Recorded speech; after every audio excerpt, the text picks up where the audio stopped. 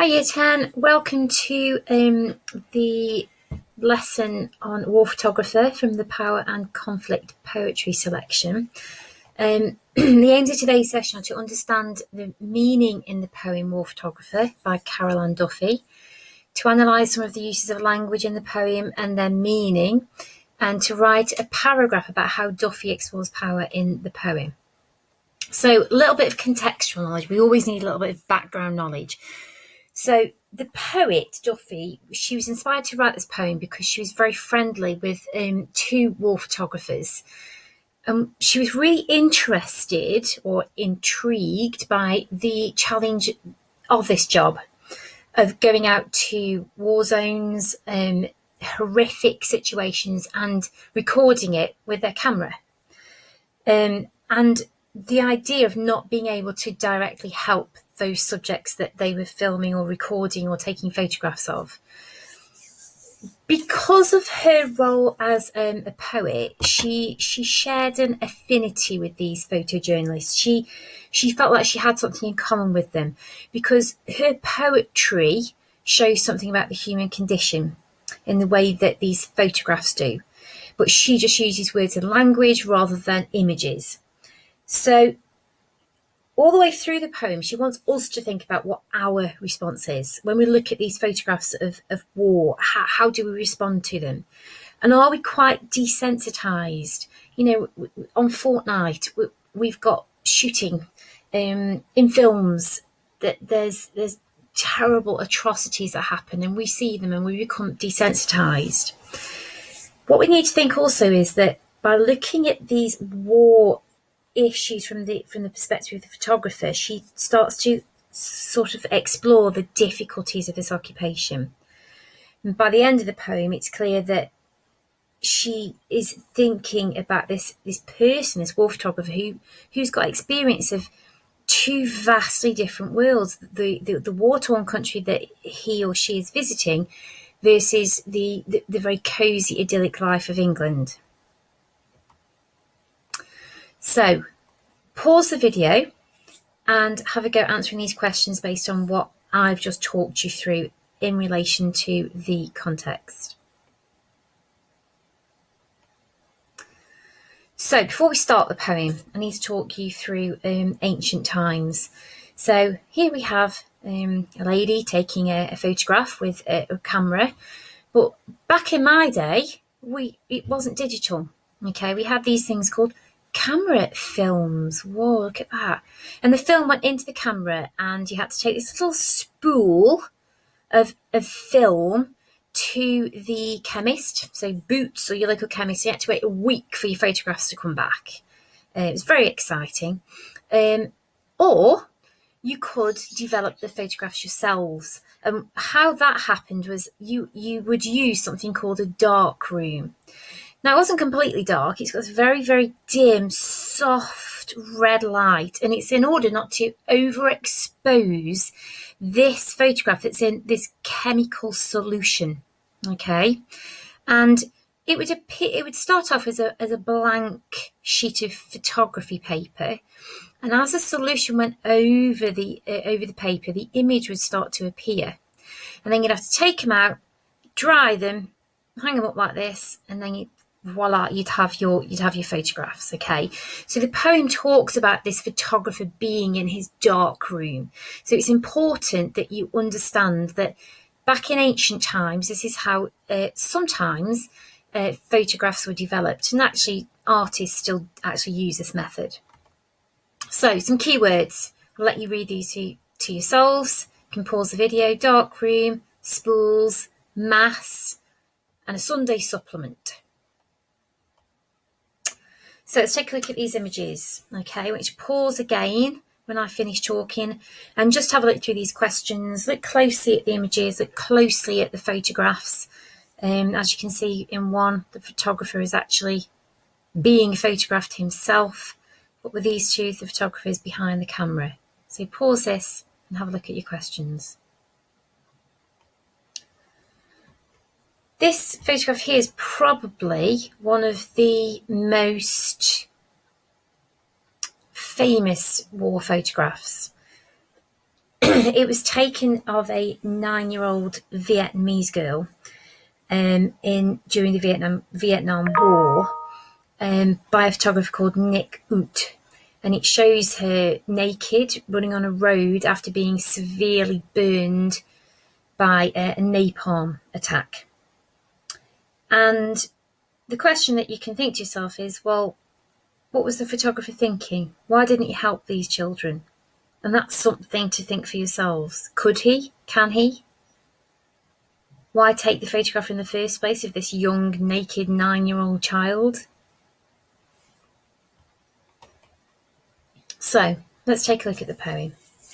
Okay.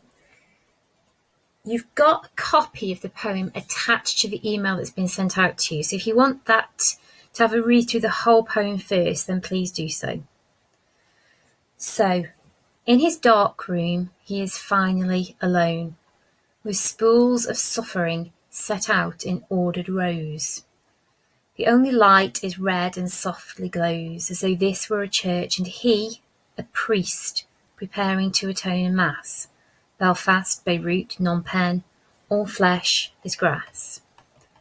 So we've got some notes here. What are the connotations of the colour red here? We've obviously know that a dark room has to be red and dark. What's the effect of the sibilance, the spools of suffering set out in ordered rows?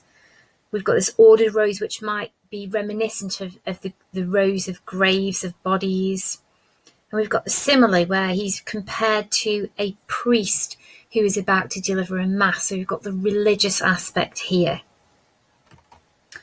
We've also got this list of Belfast, Beirut and Phnom Penh, all areas famously affected by war.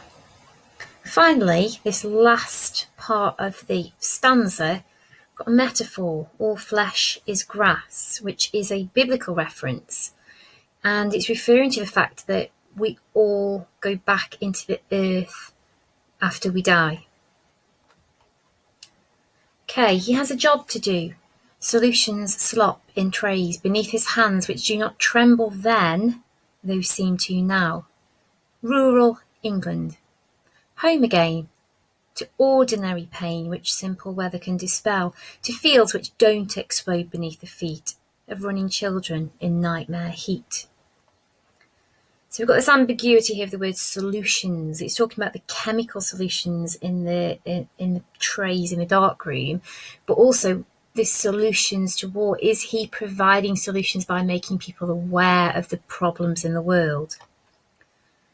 Think about this question. His hands are trembling as he sees these photographs appear in front of him. Why are they trembling now, but they didn't then? This idea of rural England suggests his home, this idyllic lifestyle that he leads when he's at home. And it contrasts with, ordinary pain. Okay, it's raining outside today. Oh gosh, it's the end of the world, it's a bit of rain. Actually, there's far worse things that can be happening. There's a contrast between England and its ordinary pain, a bit of rain, to the war-torn countries where people are actually dying. And we've got this contrast between England as well and the children running in this nightmare heat. In England, the fields don't explode with landmines. Children aren't being burned by napalm. Okay, so we've got this contrast between where he lives and where he works, where he goes to take photographs. Something is happening. A stranger's features faintly start to twist before his eyes. A half-formed ghost. He remembers the cries of this man's wife, how he sought approval, without words, to do what someone must, and how the blood stained into foreign dust. So do you agree? Must someone take these photographs? Why must someone take these photographs? Is there a need? Why does someone go and risk their life to take these photographs? It's talking about the stranger's features here, and that is as the as the solution in the tray works on the photograph and it begins to develop, he begins to see the images of the people that he's taken photographs of as stranger, and they twist before his eyes. It's literally developing the photograph, but he's also witnessing this person in pain. We've got this idea, this metaphor of the half-formed ghost here. So it's the image on the photo faintly coming through because it comes through very, very slowly, but also the chances are that the people he's taking the photographs of are now dead. This part here, he sought approval from the man's wife. So this is kind of him asking a woman who may be standing next to her husband as he dies. He looks at her, he seeks her permission to take this photograph without words. So maybe just looking her in the eye to say, can I take this photograph of your husband dying to show people in the world what is happening? Third stanza, 100 agonies in black and white, from which his editor will pick out 5 or 6 for Sunday's supplement. The reader's eyeballs prick with tears between the bath and pre-lunch beers. From the aeroplane, he stares impassively at where he earns his living, and they do not care. Okay, so final stanza, the fourth stanza, not the third, I apologise. We've got the metaphor here with the 100 agonies in black and white, so that's the photograph coming through that he can see. And what we actually see is that he's developing these photographs in order to provide them, to give them to a Sunday newspaper. And could be the Times, that are going to print these war photographs to make their readers aware of what is happening in the world. But we've got this kind of juxtaposition here of the seriousness of these pictures, and then the reader's eyeballs prick with tears. Well, isn't it sad? But then that's between the bath and the pre-lunch beers. Our life of luxury here. We have, have a nice bath, maybe read the newspapers, go for a few beers, and we take these for granted. And we look at these photographs, but then we quickly forget them. And so in his last 2 lines, he's back on the plane again. He's back at going away to do his job again. From the aeroplane, he stares impassively. So he's looking down at England, at where he earns his living, and they do not care. So have a look at the box in red and think about the questions there. Okay. So the first task I want you to do after the full reading of the poem is I'd like you to just see if you can find any quotations which explore the contrast between the war zones and England. What is it like in the war zones compared to what it is like in England? So pause the video and complete that task. Okay, so our final task today is to start to think, how does Duffy explore the theme of power in the poem War Photographer? So what I want you to do first of all is find what you think are pieces of evidence that relate to power in the poem. I've given you two to start with. Okay, so pause the video again and try and find maybe 2 or 3 more if you can. Okay, so you're going to produce 1 or 2, if you can, paragraphs, some squid paragraphs, which answer this question. So how does Duffy present the theme of power in the poem War Photographer? So go back to your what you found. Okay, so you've just done this task. Go back to what you found, and you're going to use these to help you. On the next slide now, I'm going to show you a modelled example. So we summarise first of all. So in red, in the poem War Photographer, Duffy explores the theme of power when the photographer is finally alone in his darkroom. So you're just summarising the part of the poem where you think the power or even lack of power is shown. Duffy states, so I'm moving on to my quotation, Duffy states that it is as though this were a church and he a priest preparing to atone a mass. So we've got a quotation in there, and now we're going to go on to the green bit, the bit that gets you the most marks. This suggests that the photographer now has complete control over the photographs. He is developing them and choosing which images he wants the English readers to see in those Sunday magazines. We can also infer that he is taking it seriously, almost like a religious ceremony, and that is referring to the idea of a priest who is about to deliver a mass. Then finally, the purple part is you to develop what it is you think that you're understanding from what is it that Duffy is trying to say, really. So the reader understands that the photographer does not have control over the events of war, but that in his dark room, when he's alone in this dark room, and with these photographs, he has the power to influence people's minds. So now you've seen my model example, go back to the slide, which gives you the,